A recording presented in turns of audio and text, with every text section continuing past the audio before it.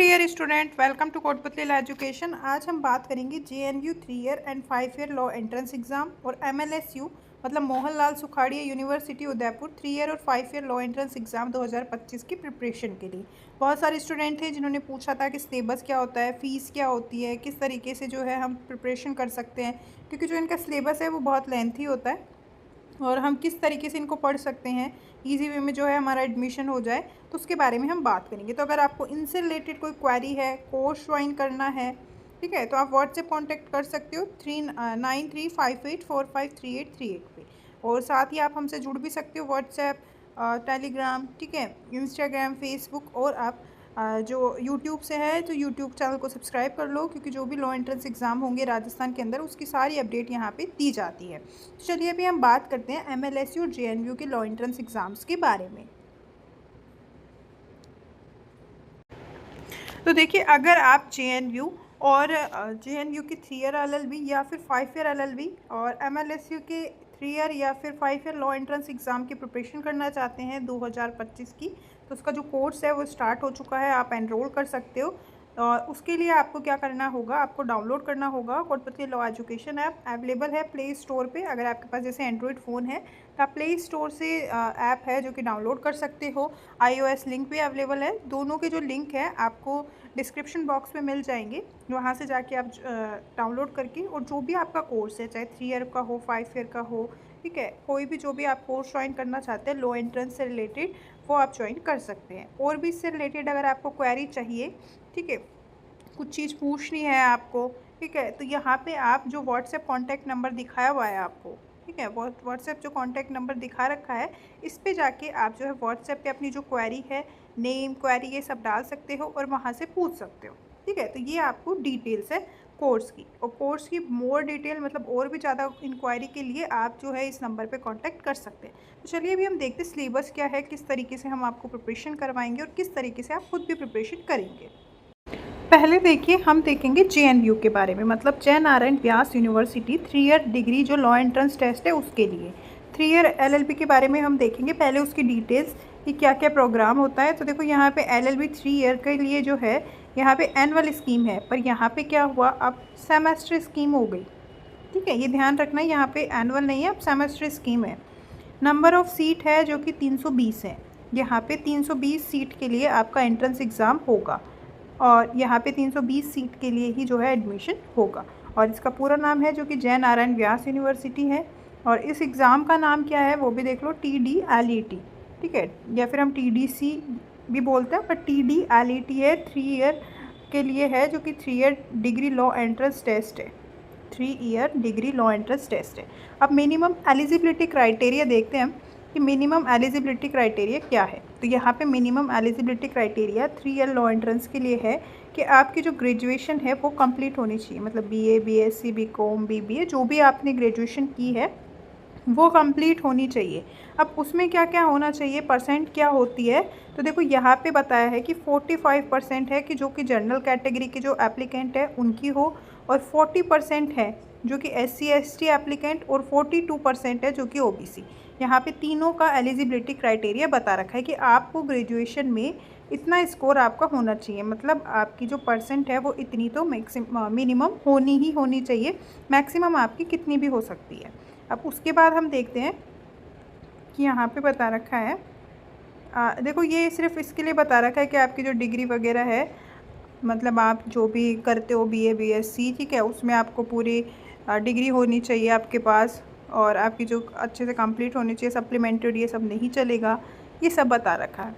अब देखो यहाँ पे हम बात करेंगे रिलैक्सेशन रूल्स के बारे में।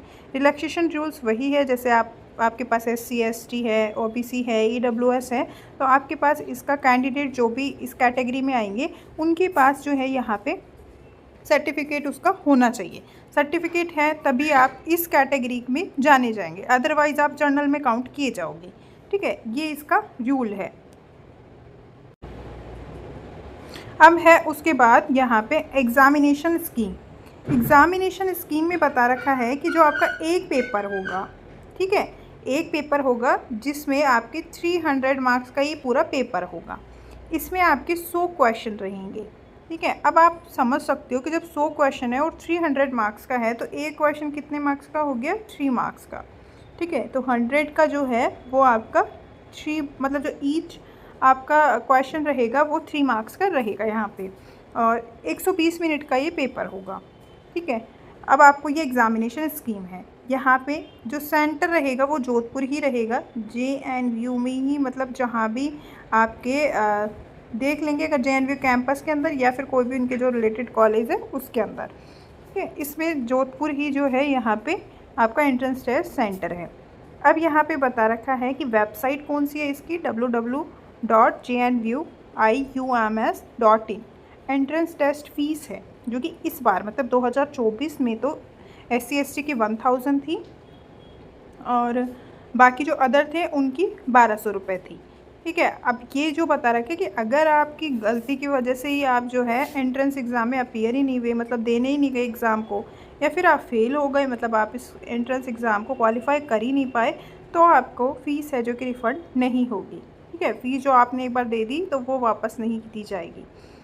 और यहाँ पे ये भी बता रखा है कि जो आपकी एंट्रेंस टेस्ट फ़ीस है वो मान लो 2025 में बढ़ भी सकती है, ठीक है, या फिर कम भी हो सकती है, ये भी है। पर ये जो अभी इस साल जैसे एंट्रेंस एग्ज़ाम स्टार्ट किया था 2024 में इन्होंने, तो यही फ़ीस रखी थी। मोस्टली एंट्रेंस एग्ज़ाम की वही फ़ीस रहती है, 100-200 रुपये ऊपर नीचे हो जाता है, पर मोस्टली इतनी ही रहती है।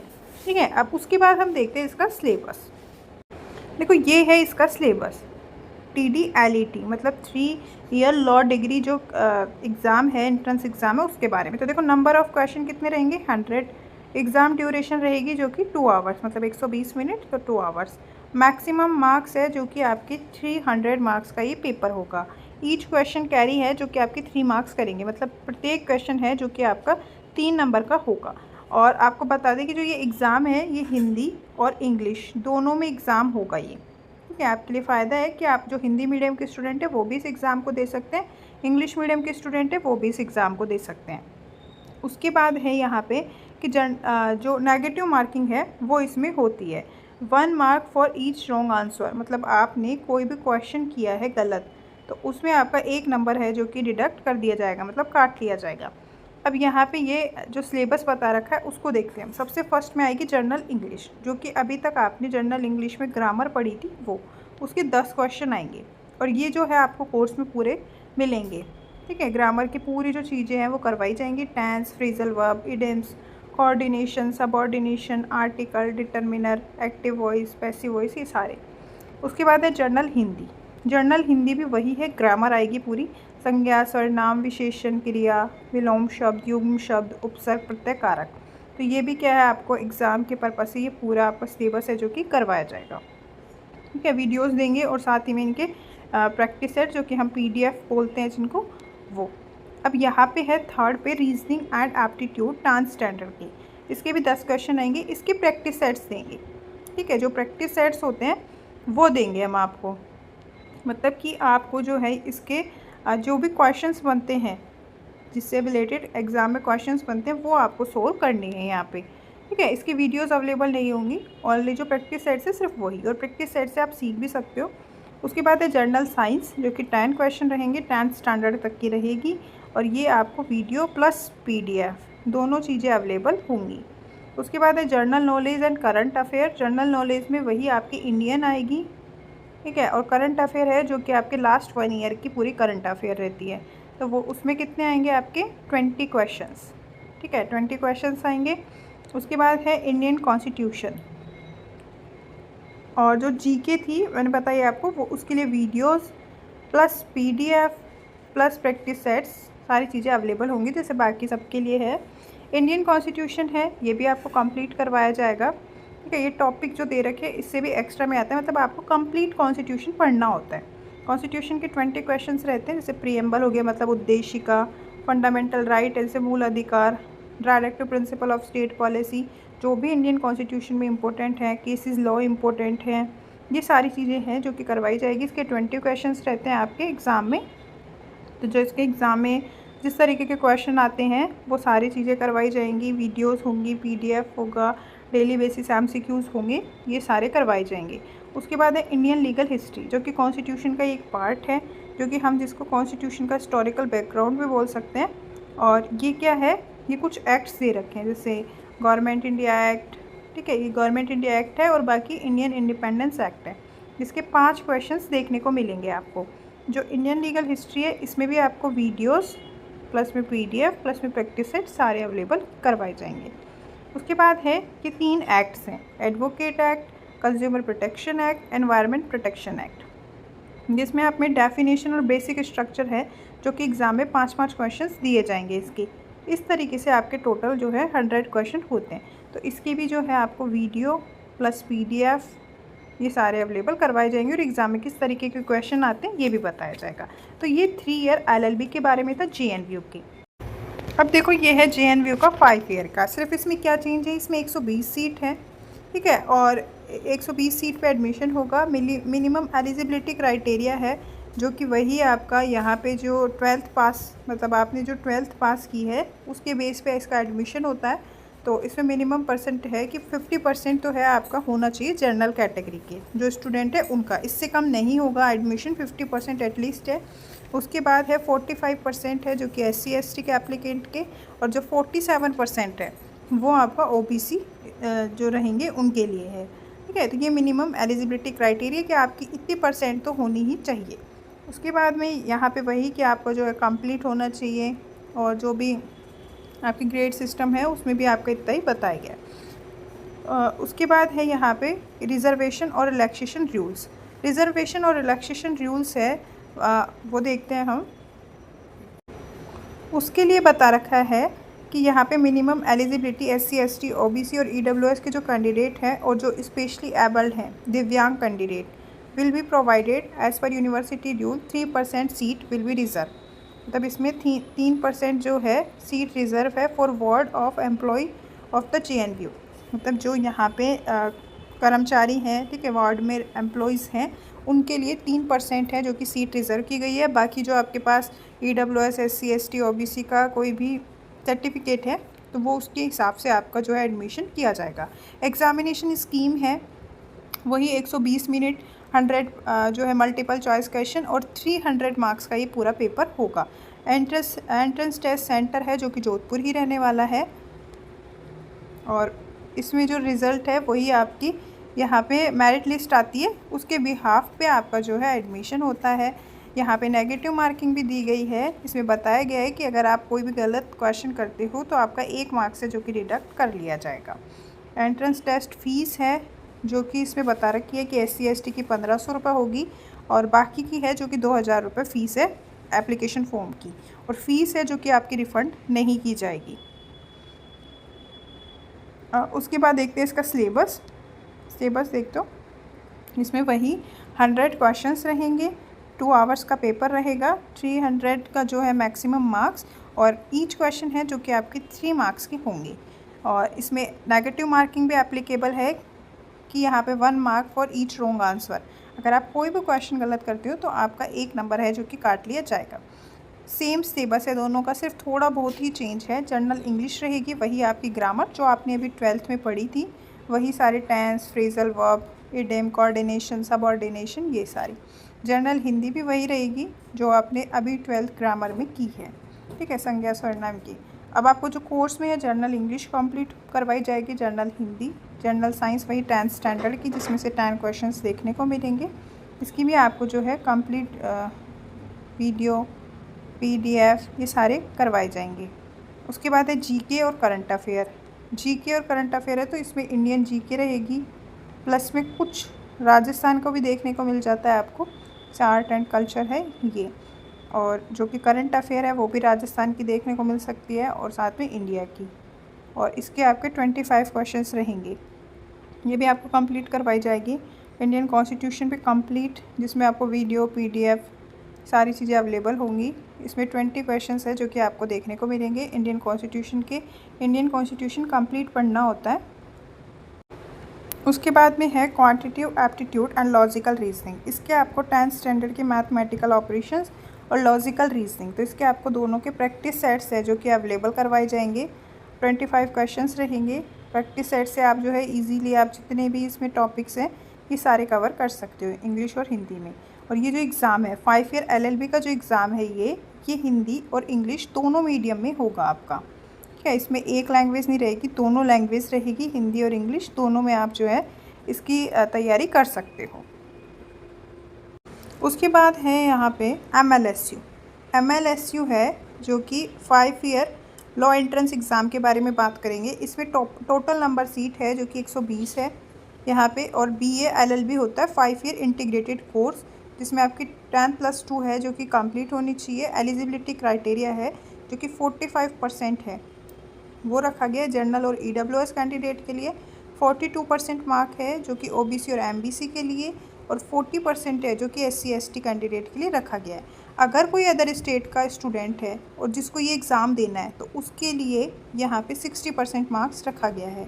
Minimum 60% marks are required for all category candidate past and passing from other state board. अगर कोई भी अदर स्टेट बोर्ड से, मतलब अदर स्टेट का जो स्टूडेंट है अदर बोर्ड से पढ़ा हुआ है, तो उसको 60% मार्क्स है जो उसके साथ 12th आपकी पास होनी चाहिए। एज लिमिट भी यहाँ पे दी गई है, 20 ईयर फॉर जनरल और EWS के लिए, और 22 ईयर है जो कि SC ST OBC के लिए दी गई है। अब यहाँ पे जैसे 225 कर लो, ठीक है, क्योंकि हम 2025 की बात कर रहे हैं, तो 1 जुलाई 2025 तक आपकी जो ये एज है ये होनी चाहिए कंप्लीट। तो ये इतनी एज ही के जो स्टूडेंट है वही इस फॉर्म को अप्लाई कर सकते हैं।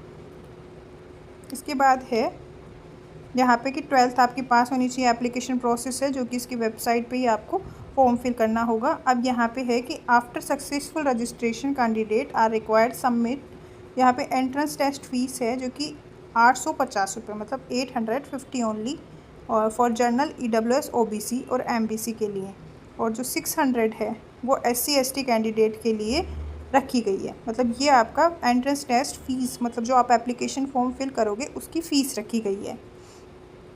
अब है यहाँ पे MLSU उदयपुर जो यूनिवर्सिटी है उसमें आपके जो BA LLB का अगर आप एग्ज़ाम देते हो, ठीक है, BA LLB का एंट्रेंस एग्ज़ाम, तो इसमें यहाँ पे नो नेगेटिव मार्किंग है।